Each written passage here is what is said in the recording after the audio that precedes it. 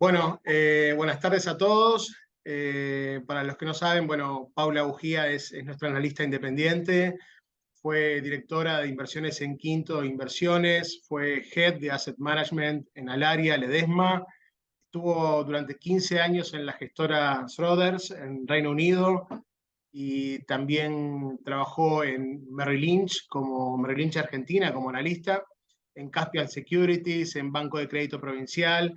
La verdad que es un placer para nosotros contar con su aporte todos los meses. Hacemos este call repetitivamente todos los meses para nuestros clientes. Así que bienvenidos a todos. Y bueno, Paula, te escuchamos un poquito. ¿Qué has podido leer del mercado internacional en estas últimas semanas, luego de, bueno, de conocerse no la decisión de la Fed, sino la reunión de los presidentes de los bancos centrales en donde Jackson Hole, que en realidad en ese meeting de presidentes de bancos centrales se aventura un poco sobre cuál podría ser la decisión de tasas de interés de aquí en más.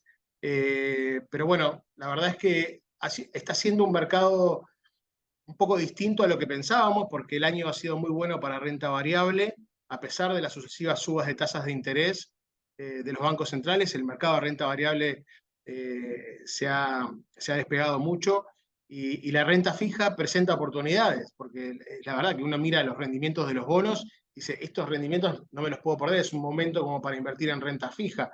Entonces, un poquito que nos des tu opinión sobre lo que estás viendo y nos compartas, como siempre, al final una sugerencia de cartera. Gracias. Sí, bueno, como siempre, muchísimas gracias a Bengochea por la invitación. La verdad que disfruto mucho de estos encuentros. Me obligan a decir verbalmente muchas cosas que uno piensa.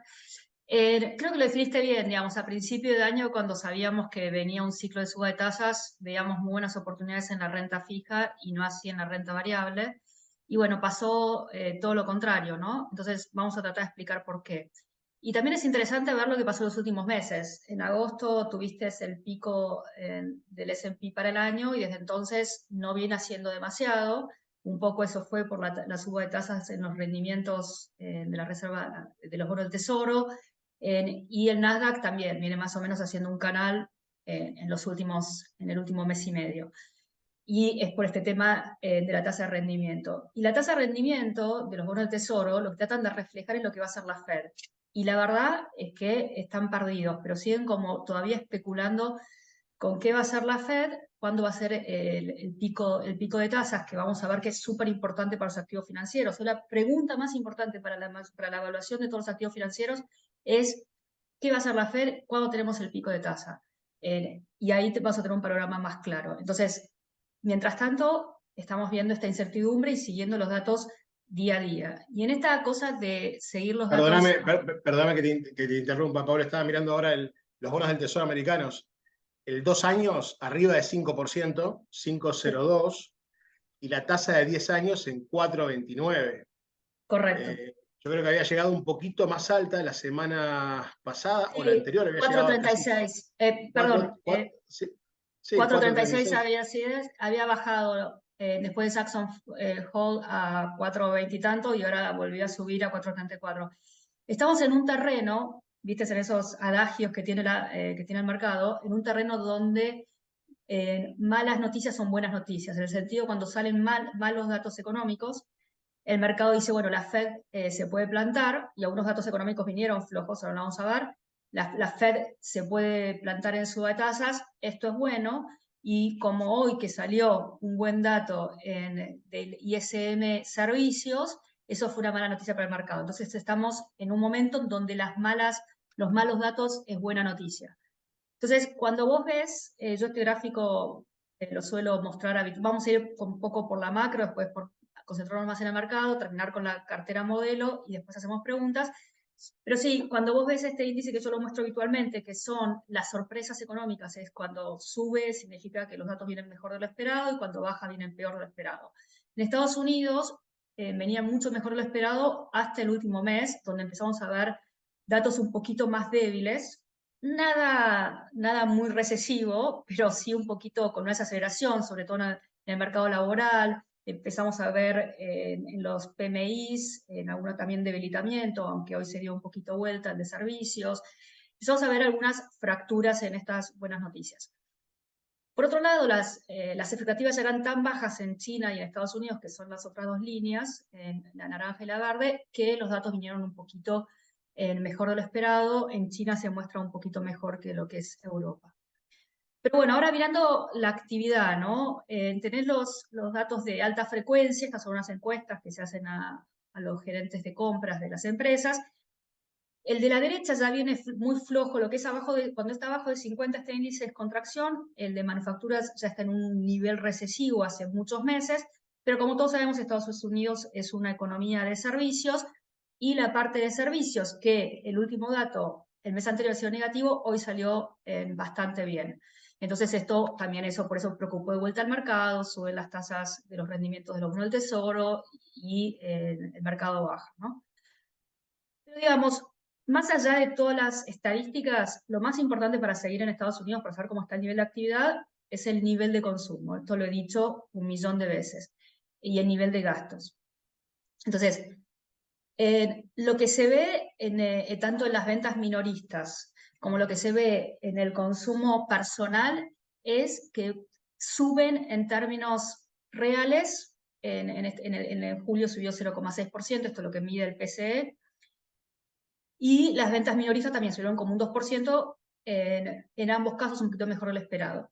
Pero parte de esto viene explicado por ese exceso de ahorros que nos había dado los cheques que le dieron en Estados Unidos en la época de la pandemia.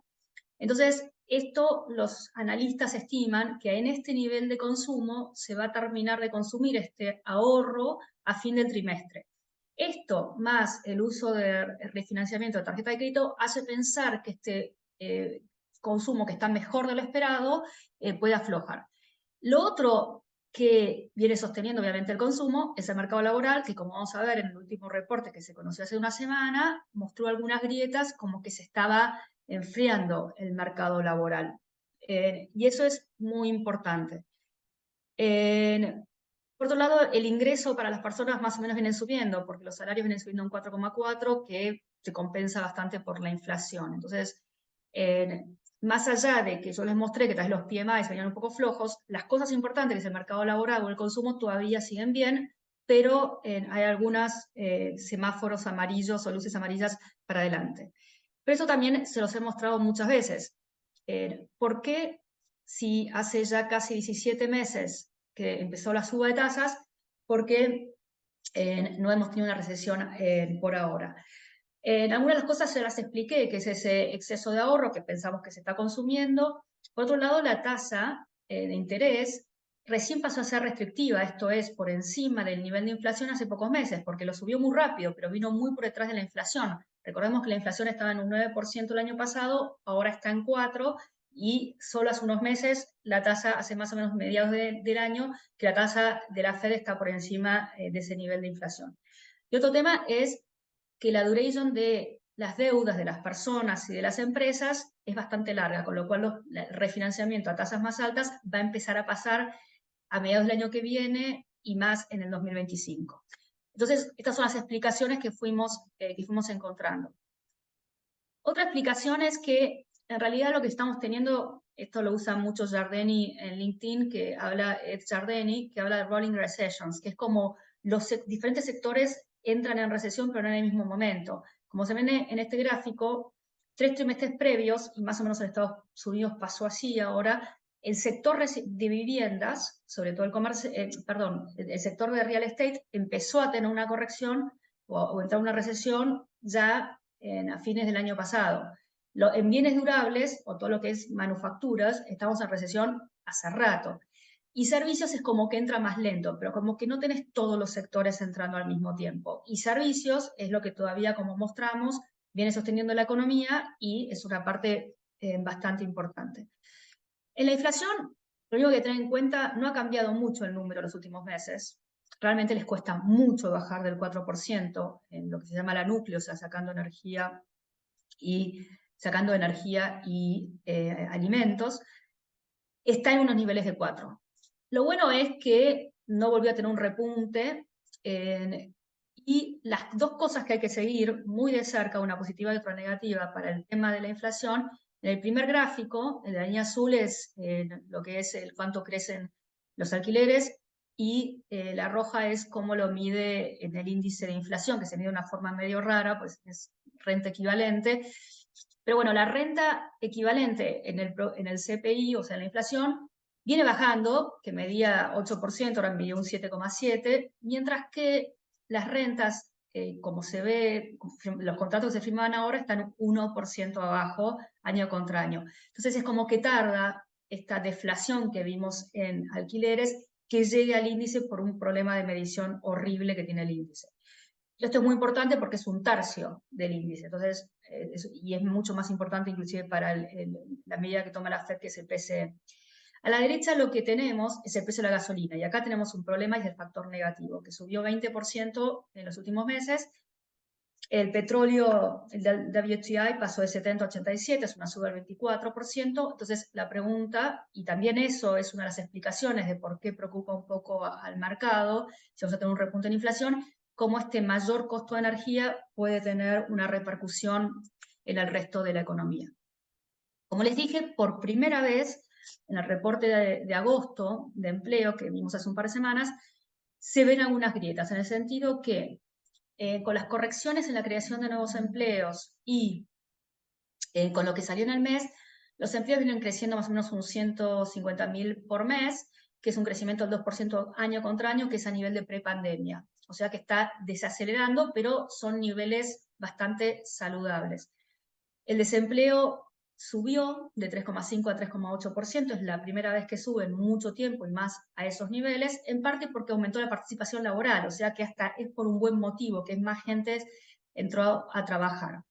Pero por otro lado, las vacantes, que es el gráfico de arriba en negro de Bloomberg, las vacantes de oferta de empleo fueron menores de las esperadas, pero todavía hay 1,5 puestos de trabajo por desempleado, o sea, ese ratio era un 2, o sea, viene empeorando. Y lo que preocupa un poco es que el salario sigue creciendo a un 4,4% al año, ¿no?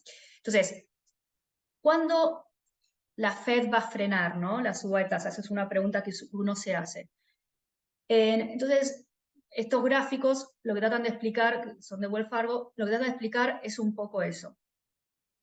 Primero, en la derecha, en el azul, es lo que vienen creciendo los salarios, que como yo les decía, están un poquito por arriba del 4% año contra año, y este es el análisis que se hace. El salario tendrá que estar creciendo a un 2%, 2,5%, para que la inflación de la Fed llegue, la inflación que cree la Fed llegue al objetivo del 2%. Entonces, hoy en día el crecimiento de salarios está muy por encima para llegar a esa inflación del 2%. Y yo creo que es uno de lo que explica que todavía el consumo siga de alguna forma tan firme, pero también explica que la inflación no baje de 4. Entonces este es el problema, la gran contradicción que tenemos. Con este nivel de actividad, con este nivel de suba de salarios, muy difícil pensar que llegamos al 2%. Entonces, hoy la Fed no frenaría si uno lo mirara de ese modo. Sin embargo, mi punto de vista es que la fecha sabe, o debería, Powell lo dijo, que ya era restrictiva, porque si uno considera que uno tiene una tasa de referencia de la Fed, y como bien dijo Diego al principio, las tasas cortas están en 5,2, 5,5, y las expectativas de inflación a 5, 10 años están entre 3 y 2, la tasa real ya está en 1 o 2 puntos positiva. Históricamente esto es suficiente para que tengamos una desaceleración en la inflación. Entonces, me parece que por eso tenemos este nuevo adagio, que es higher for longer, o sea, tasas altas por más tiempo. Entonces, lo que probablemente pase es que en septiembre no mueva la tasa, la Fed, a menos que salga un dato muy malo de inflación, pero de no ser así, la Fed yo creo que en septiembre se planta, y en noviembre tal vez sube 25, o en diciembre sube 25. Pero honestamente, de 5,25 a 5,50 no hay mucho cambio, no es pasar de 3 a 5 como estuvimos ahora o el año pasado, de prácticamente 0 a 5. Estamos realmente al final. Lo importante es por cuánto tiempo va a dejar la tasa en esos niveles, y yo creo que la decisión estratégica que van a tomar es dejarla por más tiempo y no necesariamente subirla más de estos niveles, porque ya sería restrictiva y tal vez cometerían un error. En el primer gráfico, lo que se ve, y lo he visto en muchos lados, que mucha gente piensa que hasta que vos no tengas, que las empresas empiecen a tener ganancias más negativas, que el desempleo no va a subir. Pero lo que se ve en este gráfico, la línea roja, es que las ganancias corporativas ya empezaron a caer. Vamos a ver después que en el segundo trimestre cayeron un 5 o 6%. Y todavía el desempleo no subió. ¿Por qué? Porque tenían miedo de no poder reemplazar a estas personas. Entonces primero le redujeron las horas laborales, y si no recuperan este nivel de ganancias, en algún momento van a desemplear gente o van a reducir su personal. Sobre todo si ahora sienten más tranquilidad de que la participación laboral está aumentando y tal vez es más fácil conseguir empleados. Entonces, yo creo que vamos a llegar a esa tasa de desempleo del 4 o 5%, que creo que va a dejar a la Fed un poco más tranquila para plantarse con tasas. Eso es un poco por Estados Unidos, ¿no? De que yo sigo pensando de que vamos a tener esa aceleración, que va a llegar al mercado laboral, que va a llevar al consumo, que no va a ser algo muy grotesco en cuanto a magnitud, pero sí que vamos a tener esa aceleración.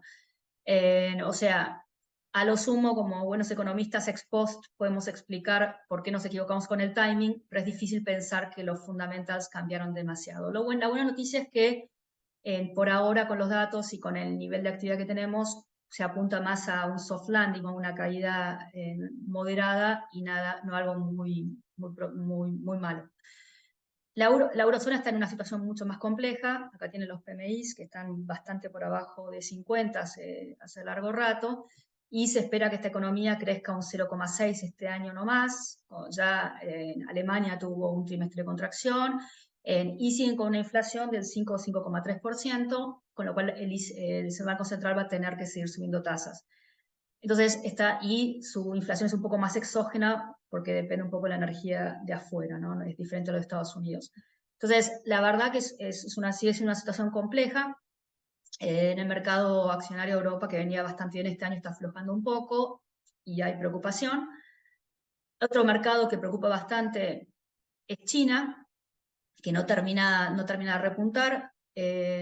Después lo vamos a ver con un poco más detalles, pero la realidad es que sí, los PMIs vienen dando mal, tienen deflación, o sea, niveles de deflación, y el gran problema, el quid de la cuestión, sigue siendo el sector inmobiliario, que en todas las economías son muy importantes, pero en el caso de China es casi un 30% del Producto Bruto, y es muy importante para los ingresos de las personas, ya sea en un alquiler, en comprar una nueva casa, hipotecas. Entonces, las últimas medidas, el gobierno chino hace meses que está intentando poner estímulos para mejorar ese crecimiento de la economía y asegurarse ese 5% que tienen de objetivo.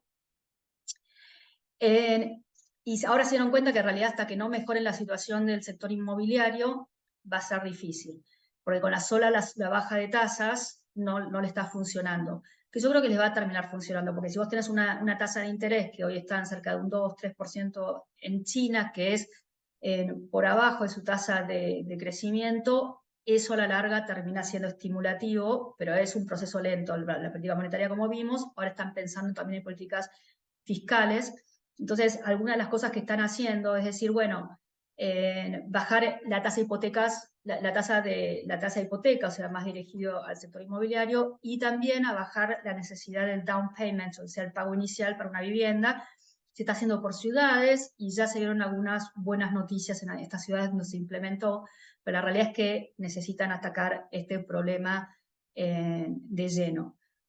Yo creo que a la larga más o menos van a alcanzar ese crecimiento, que está en una transición de pasar de una economía de inversión, exportación, a una economía de consumo, y para eso tienen muchos desafíos estructurales, que bueno, pero como yo les hablé muchas veces, hoy en día, por el nivel de riesgo, todavía prefiero Asia emergentes que inversiones directas en China, pues me parece un poco más arriesgado, pero después les voy a contar, pero me parece que ya vimos, no sé, no creo que China empeore mucho más. Yo creo que más o menos va a alcanzar ese crecimiento, si es un 5, será un 4,5, y que después son conscientes de las reformas estructurales que tienen que hacer para mejorar muchos de los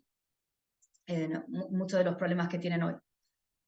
Me gusta mostrar esto siempre, de cómo vienen los activos, los diferentes activos este año.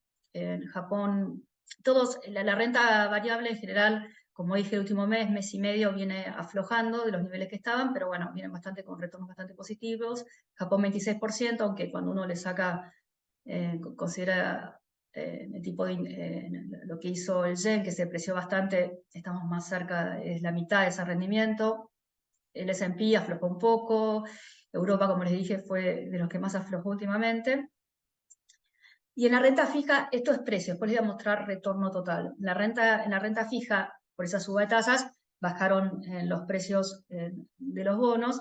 Todavía lo que muestra mejor rendimiento es el high yield, porque es lo que tenía los rendimientos más altos y se siguieron comprimiendo spreads, que yo eso lo veo como un riesgo, después lo voy a comentar. Commodities, que venía negativo, ahora está positivo, porque los últimos 3 meses el petróleo subió un 20%, un 20 y tanto, 24% para ser más exacta. Después les voy a explicar bien por qué y lo que pienso ahí. Mercados emergentes también comprimió spreads, entonces ahí anduvo todavía positivo.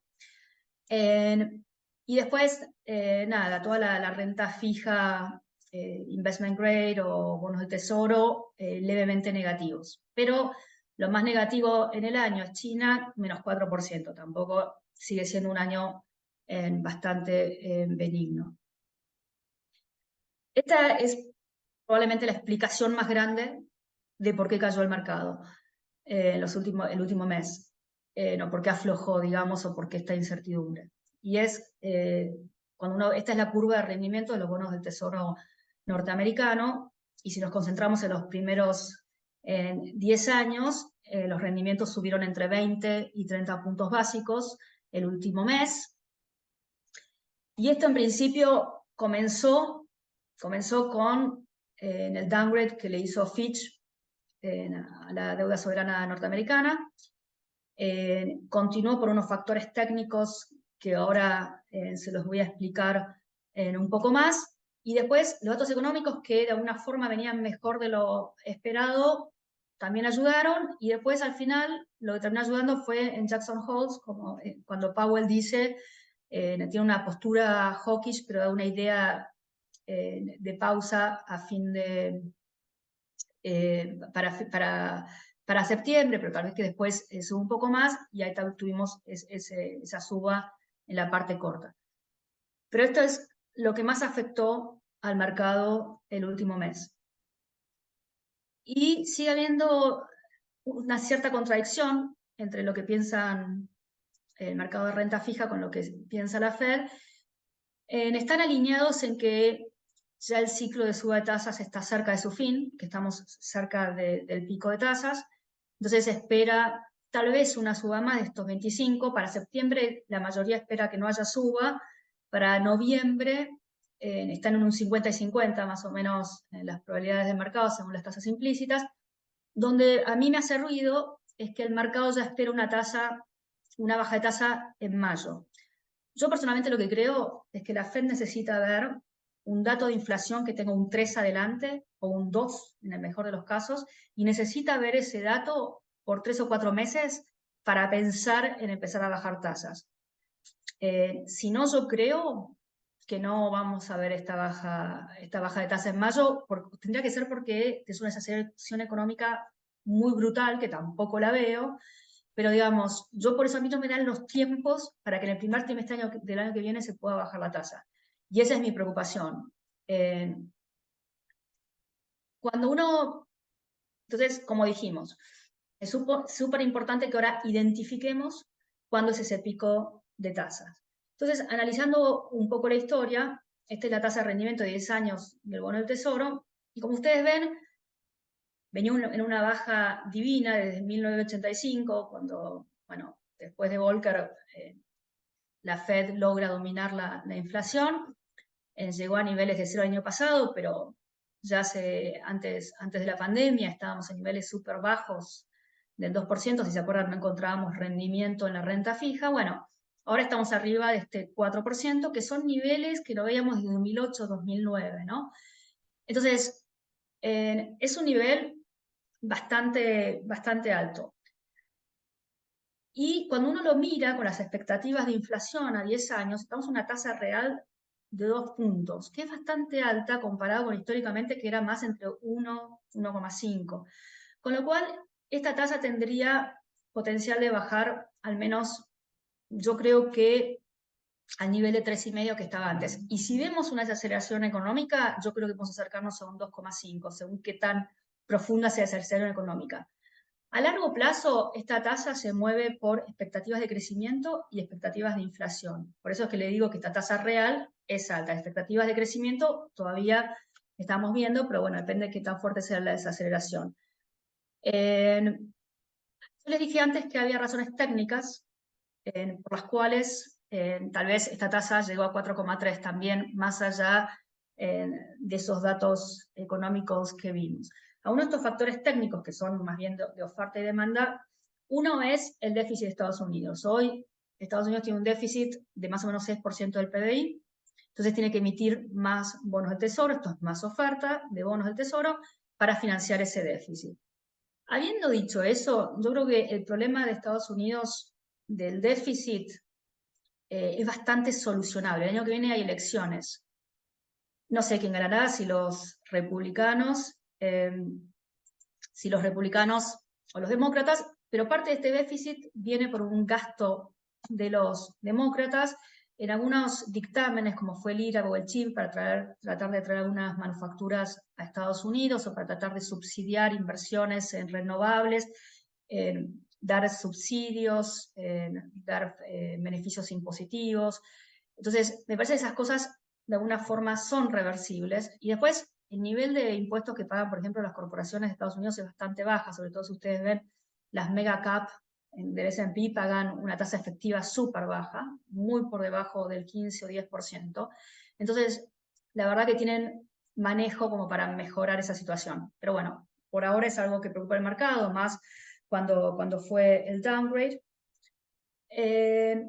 Otra razón es el gráfico este de abajo, que es de Schwartz, que es la tendencia que tiene la Fed de bonos del Tesoro, que era un 30%, pero con el QT, con el Quantitative Tightening, o sea, que no compra más bonos y deja que venzan, redujo esa posición un poquito abajo del 25%. Y la línea verde es el rendimiento. Entonces lo que dice Schwartz es menor tenencia a la Fed, mayor rendimiento, ¿no? Que tiene su lógica. Entonces otra cosa que de alguna forma también le reduce la demanda, vimos por qué aumentaba la oferta, que le reduce la demanda. Otra cosa que reduce la demanda es que dos grandes tenedores están reduciendo sus posiciones o no están comprando más tanto, una es Japón y otro es China, que es ese gráfico que ven a la derecha de barras en arriba, que lo que muestra es que Japón y China estuvieron reduciendo sus posiciones de forma neta. China, desde que empezó con problemas geopolíticos, el gráfico negro se ve que ellos redujeron mucho su tenencia. Cuando empezaron con los problemas geopolíticos con Estados Unidos, se fueron diversificando su nivel de reservas en otras monedas, inclusive muchos de estos bancos compran oro, muchos de estos bancos centrales. Y Japón, por otro lado, que está aumentando, cambió su política monetaria, está aumentando su tasa de rendimiento de los bonos al aflojar su política monetaria. Entonces, alguna plata puede estar volviendo a Japón. Yo creo que esto es limitado porque en realidad también depende, es una apuesta a la moneda que viene muy depreciada. Entonces acá hay un call de tasas que todavía sigue muy a favor de los bonos del Tesoro, porque esas tasas de Japón están en 1,6 contra las tasas en Estados Unidos que están arriba del 5. Entonces, todavía la diferencia sigue siendo muy grande. Entonces, si bien yo acepto estos factores técnicos, me parece que primero, como vemos en el gráfico de arriba, hay tenedores que todavía, hay bancos centrales que siguen comprando el Tesoro, sigue siendo considerado el activo, ese de los activos más líquidos y más seguros, no tiene un reemplazo hoy creíble que lo sustituya, y no va a desaparecer entonces esta demanda, menos estos rendimientos, y también hay muchos institucionales, fondos de pensión, compañías de seguros que siguen comprando estos activos. Entonces, me parece que el determinante a largo plazo va a seguir siendo este crecimiento de esta inflación que hablábamos antes, que son razones más estructurales. ¿Y cuál es el beneficio acá? Hoy la inversión en duración, o la inversión en treasuries, alargando duración de estos treasuries para la gente que tiene 3, 6 meses, alargue un año, alargue a 2, tal vez mejorando, porque no sé cuándo vamos a tener pico de tasas y no sé cuándo tengan que refinanciar esos bonos cortos si van a encontrar las mismas tasas que ahora. Entonces, rescindiendo un mínimo de tasa, la tasa a un año está 5,5 y la tasa a 2 años está en 5,1 casi. Yo la verdad no encuentro ningún sentido para tener bonos de tesoro de 3 a 6, yo directamente me iría a ese plazo y tengo una tasa alta asegurada por más tiempo. Para aquellos más osados, si yo tengo razón en la primera columna, lo que muestra este gráfico, es que si la tasa que tenemos hoy, que ahí dice 4,5, pero es 4,3, se va a 3,5, entonces el retorno es un 8,7. Si aparte ustedes tienen un bono, por ejemplo, de investment grade, o de investment grade es más seguro, u otro bono de high yield, pero que sea un buen crédito, pueden tener un retorno adicional de un 5%. Esto es un análisis que hace PIMCO, que termina diciendo que cuando uno tiene pico de tasa, 12 meses después, el retorno en los bonos, por ejemplo, investment grade, puede llegar a ser 15%. Entonces, esta es la oportunidad. Si nos equivocamos con la inflación y la inflación vuelve a 5 o 6 y la Fed tiene que subir mucho más la tasa, por ejemplo, a 6, uno puede perder un 9%, que no es el escenario base. Si tenemos razón y la tasa larga baja a 3,5 y ya realmente tenemos pico de tasa, podemos tener un doble dígito de retorno en los próximos meses en el investment grade. Esta es la gran oportunidad de la renta fija hoy, ¿no? Y yo, como les decía, si bien yo les mostré en el gráfico los rendimientos que parecía como que había habido en precio, caída en los precios de los bonos, los rendimientos, dado los que los rindes son tan altos, los yields son tan altos, el retorno total que ha tenido la renta fija este año han sido muy buenos. Un 7%, un 4%, un 3%, y si realmente se planta la tasa, todo lo que venga ahora es de beneficio. Esto nada más que para mostrar que realmente los rendimientos son de los más altos de los últimos 10 años. Obviamente esto condice con un bono del tesoro que está de los más altos. Cuando uno mira la evaluación por tipo de activo, esto es el spread, o sea, es la diferencia entre el rendimiento y el bono del tesoro. Este es el percentil en que está. Cuanto más alto es el percentil es porque está en los niveles más baratos históricamente. Y esto, por ejemplo, se da, yo lo he dicho muchas veces, todos los que son los securitizados de hipotecas están baratos. Por eso hay fondos como el PIMCO Income o el New Berger Strategy que tienen bastante de este activo. Todo lo que es emergentes o Europa también está relativamente barato. Los bonos en Estados Unidos, ni el high yield está barato, ni el investment grade está como a mitad de camino y el high yield está un poco caro. Por eso ustedes van a ver cuando yo hago las recomendaciones de fondos de renta fija, tiro a fondos globales, o sea, que tengan activos no solamente en Estados Unidos. Esto nada, ya creo que lo comentaba una vez, es el perfil de endeudamiento. Las barras, el gráfico de línea lo que muestra es que va a subir mucho, como 3 puntos, el cupón de cualquier persona que quiera refinanciar hoy en día en el mercado, cuando tengan que ir al banco y pedir otro crédito o emitir un bono. Y cuando tienen la mayoría de los vencimientos, cuando aumenta bastante los vencimientos, 2024 aumenta bastante, esta es la barra, el 2025 un poco más. Por eso le digo que manteniendo la Fed las tasas en estos niveles, a los deudores les va a empezar a doler las tasas más altas y va a tener un efecto en la actividad, pero bueno, esto hasta que no va al banco o no emite un nuevo bono, no le duele. Yo, ¿por qué soy cautelosa con el high yield o soy muy selectiva? La línea azul gruesa es los filings que hemos visto de bankruptcies, o sea, de bancarrotas en Estados Unidos, que no se condicen con unos spreads que bajan. Entonces, este es el riesgo. No se esperan niveles de default muy altos porque los fundamentals de las empresas en cuanto a su endeudamiento es mejor que en el pasado, pero sí va a haber un empeoramiento y un mayor nivel de default, por eso hay que ser selectivos, y los spreads de high yield parecen caros, sobre todo en Estados Unidos. Yendo a la renta variable, la verdad es que viene súper bien, subió un montón, pero no quiero decir for the wrong reasons, o sea, por las razones equivocadas, sino poco sustentado, porque subió el múltiplo. El múltiplo que el año pasado estaba en 16 veces, múltiplo ganancias, ahora está en 19, porque las ganancias cayeron y el mercado subió un 16% en el año. Lo que muestra el primer gráfico es que cuando vos tenés estos niveles de evaluación en general es porque las tasas son bajas, que no es el caso, o porque las ganancias están creciendo, que tampoco es el caso. Por eso es que uno nota cierta debilidad, y obviamente fue muy concentrada en las Magnificent Seven, en estas 7 acciones, superacciones ligadas a inteligencia artificial, aunque el pico de la concentración fue en agosto y ahora se diversificó a otros sectores, un poco la suba. Energía viene bastante bien, gracias al petróleo, y otros sectores también industriales y otras, el último mes anduvieron mejor inclusive que el S&P. O sea, rotó un poquito esta super tech a otros sectores. En la derecha nada, ya se los he mostrado muchas veces, que es la evaluación que tiene el tech en Estados Unidos contra su historia. El tech en Estados Unidos está bastante alto, es el diamante naranja, está 27 veces.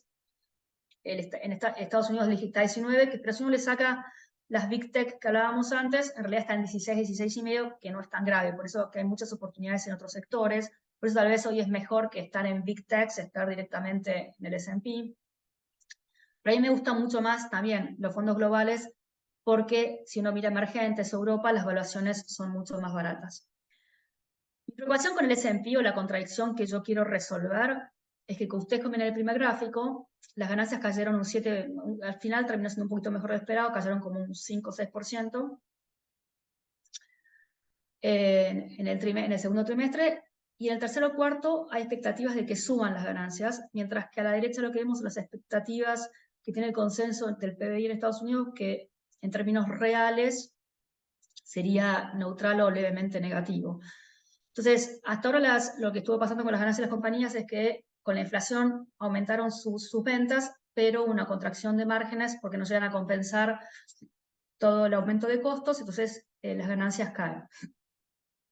Con una inflación menor, no sé cuánto van a poder pasar van a pasar menos a ventas y tal vez la presión de costos continúa. Entonces ese es un poco el riesgo que yo veo a esa evaluación del S&P si empiezan a excepcionar ganancias. El segundo trimestre vino mejor de lo esperado, pero siempre viene mejor de lo esperado. Casi siempre vienen 6% mejor de lo esperado porque los gerentes financieros hacen el juego de tener expectativas bajas, pero esta vez las sorpresas fueron mucho en magnitud muy, muy leves, pero bueno, no fueron malos resultados.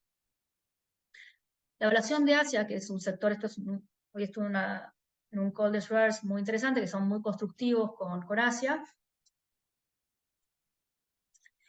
Y con China no ven una catástrofe, más allá de los desafíos que tienen. Pero las evaluaciones, sobre todo de la derecha, que es el price earning, están 14 veces, y cuando ustedes ven las evaluaciones históricas, realmente son niveles baratos, ahí está la oportunidad.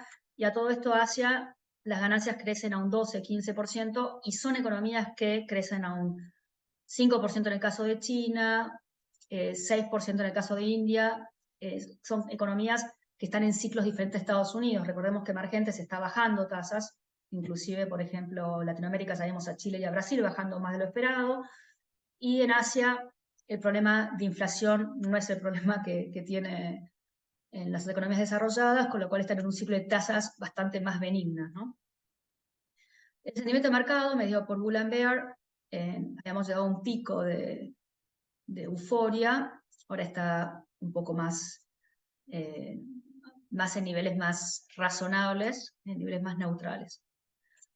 Bueno, como les dije, el commodity que más subió fue 24% el petróleo en los últimos meses. Yo se les mostré en el pasado que los inventarios son muy bajos, pero lo que cambió el último mes es que empezaron a subir levemente las reservas estratégicas de Estados Unidos. Ustedes ven y recuerdan, Estados Unidos bajó casi a la mitad su nivel de reservas estratégicas para tratar de moderar el precio, y más o menos lo logró. Cuando el año pasado había llegado a 120 por la crisis de Rusia-Ucrania. Rusia al final produjo lo mismo de siempre y se lo vendió a los chinos y a los indios en vez de vendérselo a Europa o a Estados Unidos. Pero bueno, esto ayudó. Pero entre los cortes de producción de la OPEP, que Arabia Saudita y Rusia ya dijo que los va a mantener por lo menos hasta fin de año, que era dentro de las expectativas, la demanda que sigue súper alta, y ahora se suma esto de Strategic Reserves de Estados Unidos, le sigue dando como soporte al petróleo. El otro commodity que a mí me gusta a largo plazo es el cobre, es el metal que se usa para energías renovables, y si uno ve para electrificación, sobre todo, la parte izquierda, lo que se ve es que China construye menos, entonces consume menos acero, que es la línea gris, pero consume más cobre sobre todo y aluminio. Entonces la demanda viene aumentando. Los inventarios de la derecha que ustedes ven de cobre son súper bajos y no hay nuevas minas viniendo por temas de contaminación, porque Latinoamérica con el tema de los royalties viene complicado, Chile, Perú, conflictos sociales, no se ve una oferta. Entonces, es llamativo que a pesar de que el cobre estuvo estable este año, a pesar de que China decepcionó en cuanto a crecimiento, entonces esto demuestra la fortaleza de los fundamentals de este metal. Y por último, comentar algo rápido con el oro. El oro, como se ve en este gráfico, suele tener una correlación bastante fuerte con las tasas reales. Las tasas reales, si bien cayeron, el oro siguió subiendo, ¿no? Entonces uno se pregunta un poco por qué. Entonces, puede ser, como dije, de refugio de inflación, puede ser refugio para bancos centrales para diversificar del dólar, o que está anticipando una baja de tasas, ¿no? Pero bueno, esto es una distorsión que se vio, o las tasas empiezan a bajar en términos reales, como nosotros esperamos, o el oro está como distorsionado.